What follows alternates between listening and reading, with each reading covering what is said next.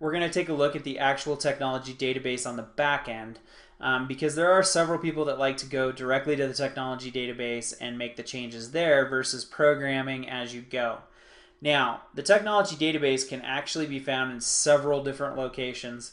One of the easiest ways to access it is on your CamWorks 2016 toolbar. You can just go technology database. It is also found in your tools, CamWorks area here, and you can also find it from the start menu if you go to the CamWorks folder. So if you go ahead and open up the technology database, it'll come up to a page like this. And it is broke down into very specific sections depending upon what you're doing, whether you're milling, EDM, turning, mill turn, materials, all that fun stuff. What we're going to do is we're going to start by looking at the actual mill area to start.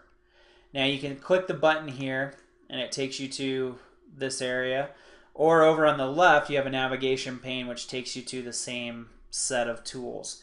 We're going to start by taking a look at the actual machine. So go ahead and click the machine button.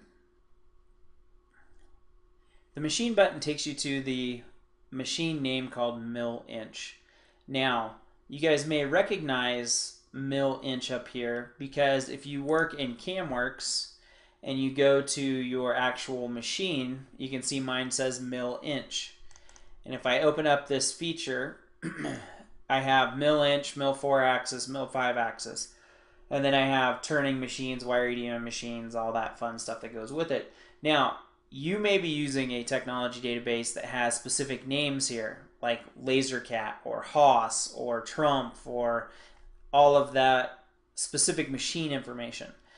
Where all of this information gets stored is actually in the technology database under the specific type of machine and the parameters. You'll notice I have 3 records. I have mill 4-axis, mill 5-axis, and then I have mill inch. So if I wanted to name that machine instead of mill inch, I wanted to name it Haas. I can type in Haas for the machine name, and then my milling ID, let's say we do Haas VMC.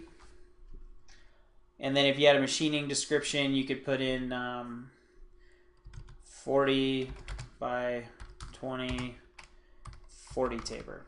Whatever information you wanted to put into there, you can add it. And then you can tell it which post processor to use. And this is where it becomes really handy, because if you always want this machine to have a specific post processor, or you have one created for you, you can just come down here and select which one it's going to be. And then by default, whenever that machine comes up, the post processor is already selected for it. There is heavy duty, light duty, medium, heavy duty. These actually go with feeds and speeds. If you have the feeds and speed library installed with CamWorks, depending upon which machine type you pick will determine like depth of cut and some of those parameters. That part isn't really as important, because if you teach the technology database to use what you want to use, you're already covering the machine duty type.